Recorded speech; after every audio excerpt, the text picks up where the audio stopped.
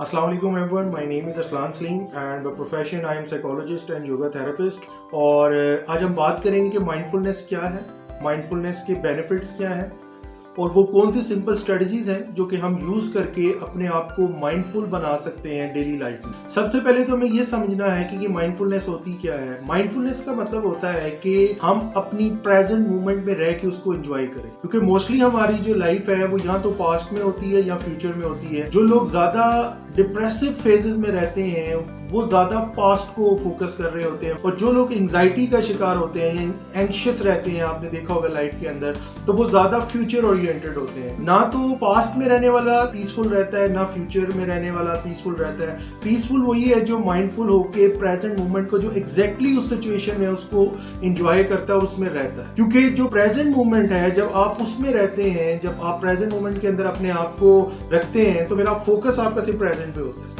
कि जो चीज आपके सामने है उसको एंजॉय करना, उसी पे फोकस करना, इसको कहते हैं माइंडफुलनेस के लिव इन द मोमेंट। और जब आप माइंडफुल तरीके से या माइंडफुलनेस अचीव करते हैं तो उससे जो बेनिफिट्स आपको व्यूज मिलते हैं, एक तो यह है कि आपके अंदर एंजाइटी नहीं होती, आपको स्ट्रेस नहीं आता, आपको प्लेजर ज्यादा जो है वो फील होता है लाइफ के अंदर जब आप प्रेजेंट मोमेंट में रहते हैं। आपकी नींद बेहतर हो जाती है, आप ज्यादा फोकस्ड हो जाते हैं जब आप माइंडफुल होते हैं। आपको एक पीस ऑफ माइंड जो है वो अचीव हो जाता है। दूसरा, आपकी जो सेल्फ एस्टीम है वो ज़रा हाई होना शुरू हो जाती है, और उसके साथ साथ जो आपकी परेशानियां हैं, वही जो मैंने अभी बात की कि माजी और मुस्तकबिल की, वो सारी की सारी जो है वो डिस्पर्स हो जाती हैं, वो ख़त्म हो जाती हैं। बेनिफिट्स की लिस्ट देखी जाए तो बहुत बड़ी है, लेकिन ये चंद मैंने बेनिफिट्स आपके साथ शेयर किए हैं।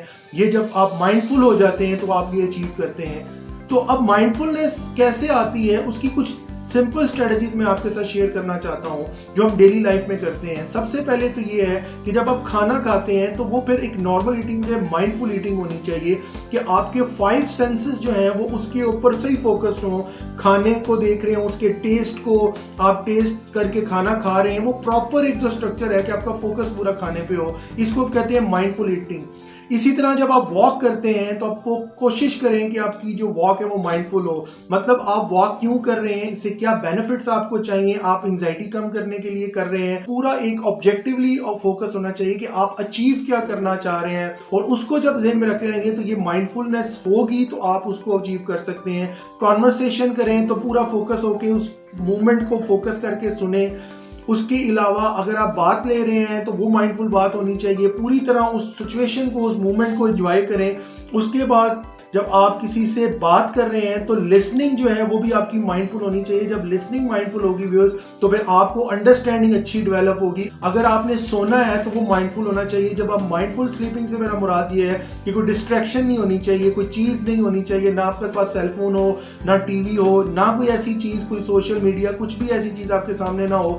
जब आप नींद के लिए जाएं तो आपका पूरा फोकस होना चाहिए कि मैंने नींद करनी है और मैंने इसको अचीव करना है। तो जब आप हर चीज़ को एक पैटर्न के मुताबिक फोकस करके करेंगे तो इस तरीके से आप अपने अंदर माइंडफुलनेस को डेवलप कर सकते हैं। तो it takes time to practice mindfulness, लेकिन जब आप आस्ता आस्ता फोकस आपका बनता है, ब्रेन भी सपोर्ट करता है आपको, वो एनर्जीज पूरी आपको देता है माइंडफुल होने के लिए।